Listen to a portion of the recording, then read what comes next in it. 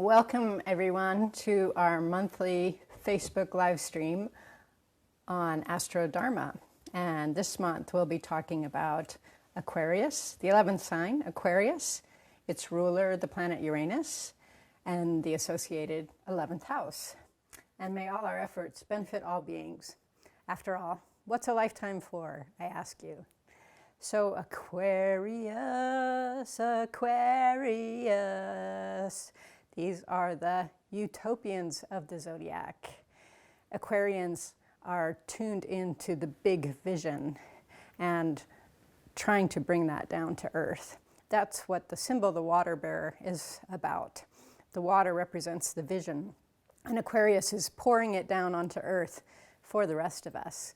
So as we listen to all of these qualities, Aquarius, every one of us has Aquarius in our charts. So all of this pertains to you in some area of your life. And this is why it's important to look at your own natal chart, your horoscope, and see what you have happening in Aquarius. And even if you don't have planets there, that you still have something happening with Aquarius because you have a house there. A house is the part of your a particular part of your life, such as one-on-one relationships or careers, and then the planetary ruler, Uranus, your Aquarius's ruler, Uranus, is somewhere in your chart. So you look at where Uranus is to see where these Aquarian-type energies are, how they're manifesting in your life. So we're going to talk about the sign a bit, about Uranus, and about the 11th house. I'll give a brief intro of those, and then we'll open up for questions. So please, if you are interested in finding out about Aquarius, Uranus, and the 11th house in your life, check out your own chart and write a question in the comments, and we'll answer those. And we have, this is an intro to just one sign, but we have a really fabulous online course called Introduction to AstroDharma. And I welcome you to learn more about that at planetdharma.com/AstroDharma. And we also have some free gifts there for you, and we've improved the user experience. So if you'd like to get a taste of what AstroDharma is like, besides this live stream, go download some free gifts and enjoy and find out more about the course. And sign up for the course because it will change your life and you'll have a much better understanding of what you're here on the planet to do in this lifetime, which is what our natal horoscope tells us, and that's also a totally Aquarian concept. What am I here on the planet to do in this lifetime? Who am I to be? This is our soul journey. Now, Aquarians, or people with strong Aquarius energy, spend a lot of energy trying to manifest this. However, Aquarius is an air sign, and air signs tend to be very intellectual. And this is both Aquarian strength because they have amazing ideas, they have this incredible contact with cosmic vision, they have the ability to communicate that, but it's very cerebral. And so Aquarian people with a strong Aquarius energy need to spend a lot of energy grounding, remembering that we are in a human body for a reason, and also cultivating emotional intelligence. Because people with strong Aquarius energy typically have lots and lots and lots of friends, and their closest friends are often people who they haven't spoken to for several years or seen, right? So the interpersonal, the emotional contact is not real strong with Aquarius energy. And that's okay because we have the other 11 signs to help us develop that. It's just something to be aware of because what we're working for here is balancing out all of the 12 zodiac signs, all of the planets. The key to understanding our horoscope is actually learning to transcend it. And we do that by balancing all of these energies, and then we're basically dwelling in the middle of that circle of the horoscope of our chart. And we can draw on all the energies as appropriate and by choice. And that's about being aware, being conscious. And this is totally Aquarian, all of this. So let me share another Aquarian anecdote with you. Aquarius is electric. Aquarius has really vibrant energy. And so people with strong Aquarius energy are exciting to be around because of this energy. Aquarians work with energy a lot. They have a natural talent for that. So this pendant was made by a friend of mine. He was an electrical engineer, and then he became a meditation teacher. And he still loved to play around with engineering and experiment with meditation together. So this is gold on the inside, punctuated by magnets in the shape of a Star of Solomon with a crystal at the middle. And he told me that if you put it in front of your heart chakra, it would get the energies moving healthfully. And he actually made a gigantic one of these and mounted it on the ceiling of a hall. And we did an ayahuasca ritual beneath it, and together in a large group, very Aquarian. And I asked him, his assistant, afterwards, what function it served. And his assistant said, well, it's kind of hard to explain. And I said, does it create a hologram? And do all of our energies tune into the energy in this hologram? And he was really astonished that I guessed that, but I didn't guess it. I saw it in a vision during our ayahuasca ceremony together. So that's a totally Aquarian experience, and we all have access to these kinds of energies through Aquarius and Uranus and the 11th house. So let's go on to Uranus. If Uranus had a slogan, it would be transformation through revolution. Uranus is about change, and often Uranus is about disruptive change. We'd like to make friends with Uranus because then the changes are more conscious and less disruptive. So we talked last month about Saturn being the gatekeeper to the outer planets. So we get established in Saturn, we get self-mastery, and then we can start to work with the energy of the outer planets, such as Uranus. And then we start to make the revolution happen ourselves. And there's all different kinds of revolution. It doesn't need, we hope for the bloodless kind. Uranus was discovered in 1781 when revolutions were raging in France and the US. And those are the kinds of revolutions, well, that's a great example. The American Revolution was famous for its vision, for its humanitarian ideals, which at the time were huge breakthroughs for the consciousness of humanity. Of course, we can make some improvements on those, and that's what we want to do with our own Uranus energy. And by doing it intentionally, we avoid the bloodshed. So the revolution doesn't just befall us, we can engineer it. Now, the story of Uranus, he was married to Gaia. They had many children together, including the Titans and the Cyclops, the ones with one eye. Uranus his children were not what he was expecting or hoping for, so he tried to push them back into Gaia's womb, and rebellion ensued. They cut off Uranus's phallus and threw it in the ocean. Now, drops of blood came out and became the Furies, right? So that is, all of these myths tell us something about our inner psyche. If our breakthrough energy, our Uranus energy, gets castrated, then we have rage, right? We have fury.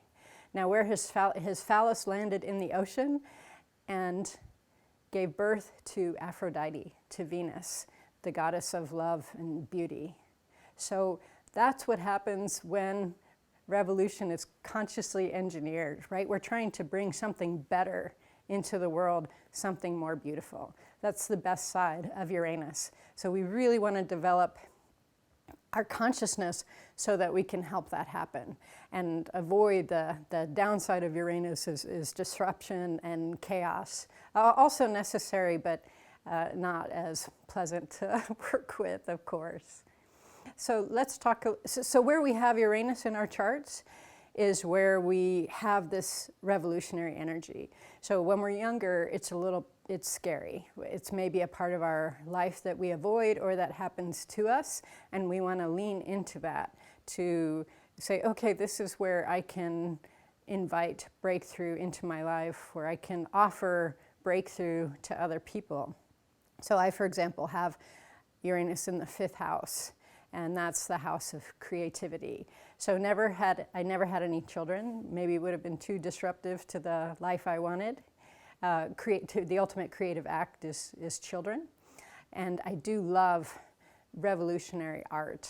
If a creative project doesn't have something that's kind of changing how I look at the world or making me feel exhilarated, I find it boring. And boring is anathema to Uranus. So that's just one example. And of Uranus in the 5th house, house of creativity, of self-expression. And take a look and see where Uranus is in your chart to find out where you experience breakthrough through revolution. So let's talk a bit about the 11th house. And if you're just joining us, welcome. We're talking about Aquarius, its planetary ruler Uranus, and the associated 11th house today. And please check out planetdharma.com/AstroDharma to learn more and get some free goodies. Our gift to you to help your breakthrough.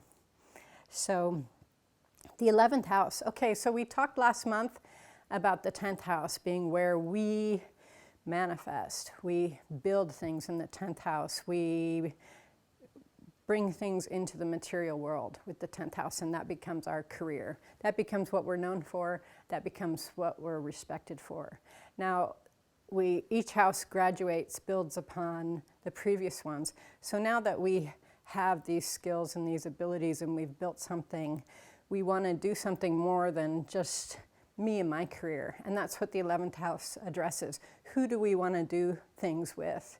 We want to do something bigger than just me. So who do we want to do this with? 11th house is sometimes called the house of groups. So what kind of group do we want to belong to? And the 11th house shows us, what do we bring to that group? What qualities do we bring to that group? If we have the 11th house in, say, Cancer, or the moon is in the 11th house, we might bring a lot of support and emotional comfort to a group, a very important function. If we have it in Aries, we might really, or have Mars in the 11th house, and we might really be drawn to lead in a group. And that's a bit of we need to be careful of not being too my way or the highway in group, because that's what Aries and Mars tend to do. So when we look at what kind of group we want to belong to, really we're looking at what do we hope for in the world? What do we hope for humanity? Again, linking it back to Aquarius. So the 11th house is also called the house of our hopes. So what do we hope for with this lifetime? What do we hope for the planet? The 11th house will show this. So I have Pisces in the 11th house, and here I am dedicating my life to a meditation center, which is very Piscean, helping people have a connection to cosmic consciousness, very Piscean.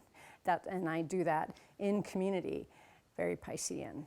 And so what you have in the 11th house will show what kind of groups you either are associated with or would like to associate with. Because if we do it either way, and we do it often, it's quite amazing. We can do it somewhat unconsciously.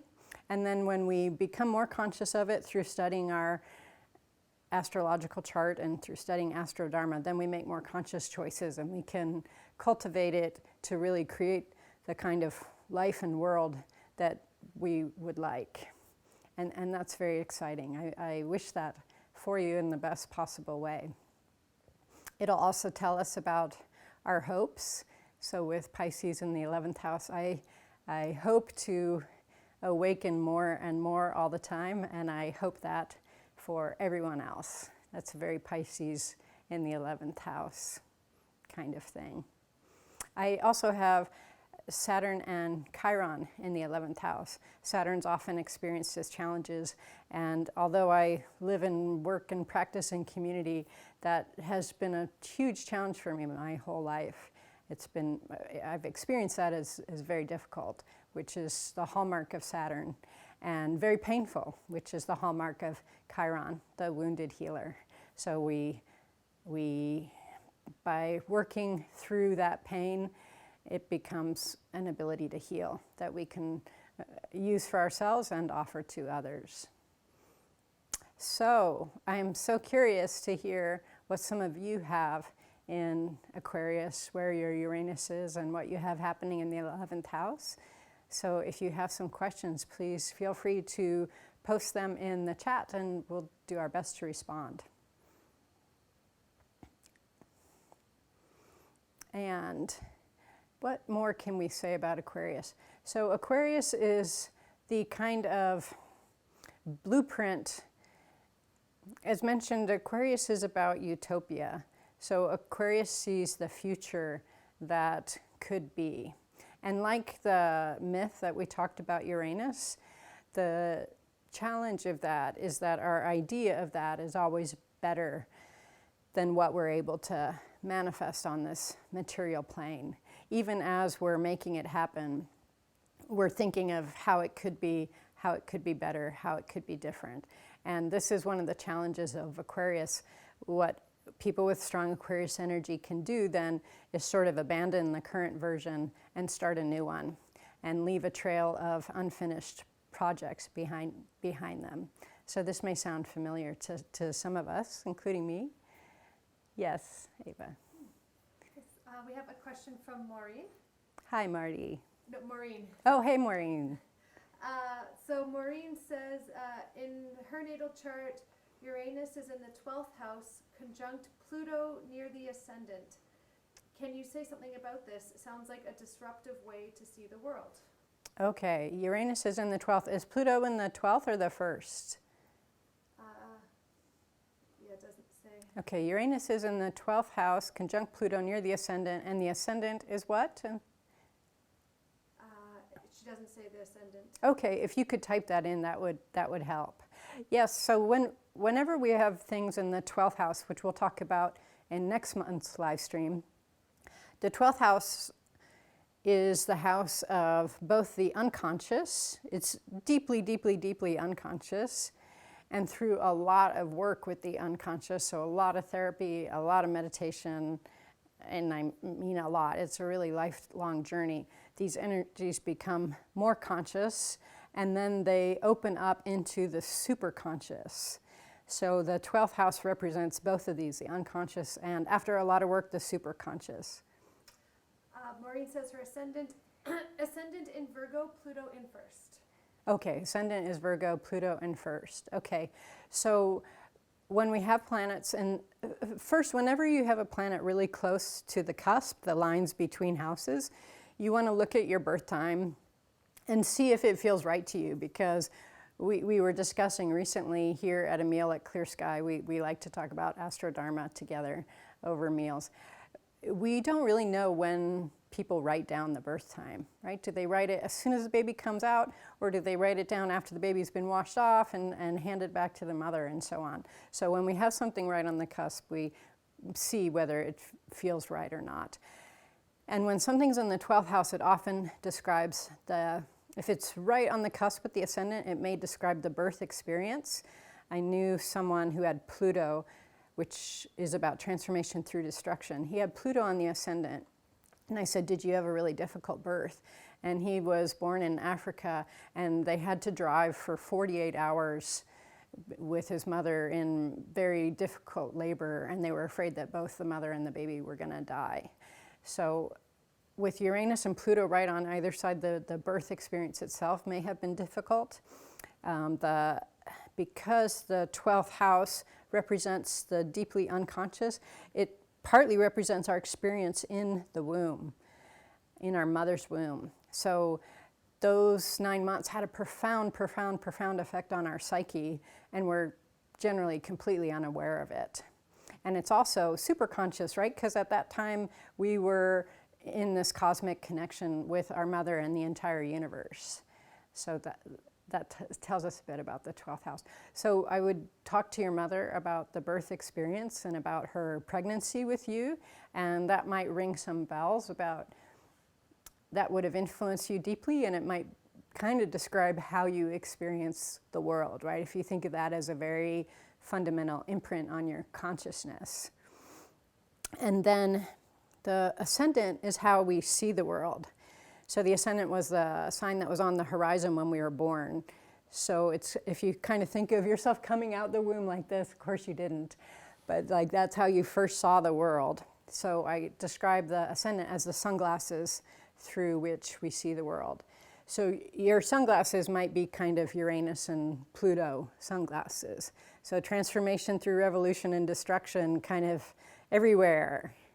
So interesting that you're an addictions counselor, right? Because those are themes that you're going to be working with all the time, and all of the associated things, right? The chaos in people's lives that can result from that. And then you're working with that consciously to help transform them into positive breakthrough. So that's a really beautiful manifestation of taking the challenge of Uranus on the ascendant and transforming it into something that's of beautiful service to many people. So feel free to follow up, Maureen, either in the chat or in person if you like. Yes. We have a question from Kara. Hi, Kara. Kara says, I have Mars and Venus in Aries in the 11th.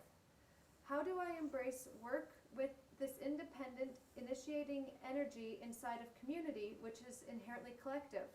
I'm always wanting to change things, start new things, and I think the rest of the community rolls their eyes at me. We don't roll our eyes at you. We just try to kind of put you in a bit of a harness and point you in a particular directions. So you're not going off by yourself, right? So that's a great question and great example. So Aries, which is really about, my way or the highway, and in a good way, in an important way, like you see what you want to do. Aries energy is really important. It's like the thin edge of the wedge or the head of the tip of the arrow. Like you need to just go and do what your vision says, or you'll never get your vision done. But to have that energy in the 11th house and the house of groups, as you mentioned, that there's a very strong inherent contradiction in that. And this is a great example. That takes an entire lifetime to resolve. And I think you've already witnessed the pros and the cons of that. Thanks to Kara, we have this beautiful food forest, which just gets more amazing every year. And it was a vision that she had, and she ran with it, and she made it happen, which is totally great, totally Aryan, and Mars in Aries is going to be doubly strong that way. And then you got interested in something else, and you went to acupuncture school and put all that Aries energy into that. And then the community was kind of like, what was Kara's vision again? And does anybody else have that vision and want to devote all their energy to it? And so this is how communities evolve, right? Is observing these phenomenon. We need people who have vision and can run with it and make it happen. And then we need to kind of attach it to everybody else in the community. And it takes a lot of conscious work to do that. And that's the more kind of maintenance, what's the word? The nuts and bolts, right? Of connecting that Aries fire to a bunch of people, which of course slows down that Aries fire, right? If you've got a harness on you and you've got a bunch of people behind you, that's going to slow you down. And so Mars in Aries needs to cultivate that patience, that longer term view, and the patience to work with those nuts and bolts, which Aries finds like totally boring and, early on in the process, worthless, right? And over time, as we get older, that's one of the gifts of getting older and more mature, is we realize those nuts and bolts, those details, and working all that out are super important in order for the vision to work. And then that Aries energy is a great gift to everybody in the 11th house, everybody in the community. So if you're just tuning in, we are talking about AstroDharma, Aquarius, Uranus, and the 11th house. And please enjoy the live stream. Please enjoy the recording if you missed the earlier part of it. And please learn more about our awesome course and enjoy some free gifts to you at planetdharma.com/AstroDharma. Yes. So we have about 5 minutes left, and we have a couple more questions. Okay, thanks. Aurora, she's wondering, which house system do you use? Placidius versus whole sign, as this changes the sign of her 11th house. Oh, that's right. Yeah. Oh my gosh, you got me really on the spot. Aurora, I can't remember just now if I use Placidus or Koch, but those are the two that I'm most familiar with. And I can look after this live stream's over. Thanks for asking. I should be able to recall that. And that's kind of the downside of software programs, right? I set the setting and then don't think about it. So we have a couple questions from Duncan. Duncan says, I don't have anything in the 11th house, but it is in Virgo, and Aquarius is in the 4th. How might Virgo in the 11th show up? Okay, Virgo in the 11th. Well, I think, Duncan, you're a great example of somebody who's really good at the details that we were just talking about. Aries in the 11th not being so good at. So Virgo has amazing attention to detail and organization skills. And that's a big part of your role here at our retreat center, is basically organizing things so that they work properly, so that they function well. And as a organization grows, that's so important, because if it's a big blob, it just doesn't work. People need to have particular roles that everyone respects and follows, and how things work needs to be very clear to people. So that's the gift of Virgo, and that's something that you bring to groups. Yay, super valuable. And then Aquarius in the 4th, gosh, so the 4th house is, I like to say, it's the home environment. Wasn't your father an engineer? So we talked about Aquarius being, that's one of the professions that it's connected to. And the 4th house is our early home environment when we were growing up. And because of that, that's kind of the water that we were swimming in as a kid. And because of that, we think that's just how the world is. So when we're at home alone, that's the water that we're swimming in. So when you're at home alone, so we can say, like in meditation experience, for example, that's going to be the kinds of feelings that you have are an Aquarian kind of milieu inside you. So not surprising for someone who is a Dharma practitioner and teacher as a vocation. So Duncan says, yes, his father was an engineer and a Virgo. Oh, interesting. And he's also curious, so if the 4th house is family, in what way is that different to the 11th house, which is group? So what's the difference between family and group? Oh, okay, great question. So groups, it's much more like organizations and more like bigger groups. So the 11th house shows us, are we drawn to the Rotary Club, or are we drawn to a meditation community, or are we drawn to an environmental group, or a human rights and social justice group? That's going to be revealed to us in the 11th house, or maybe all those things. If we've got Gemini, Gemini will be doing all of those in the 11th house. And so 11th house is not family. It's groups other than family. Hope that clarifies. How many minutes have we got, We Ava? have about 60 seconds left. We have about 60 seconds. Okay. Thanks so much for joining us for our monthly live stream on AstroDharma. And I really, really recommend and warmly invite you to take our amazing online course on AstroDharma. You will be glad that you did. And click through to planetdharma.com/AstroDharma to learn more about that. And please tune in next month as we move on to the next sign, Pisces, the associated planet Neptune, and the 12th house. It's the last of this zodiac cycle. Look forward to seeing you then. And may all our efforts benefit all beings.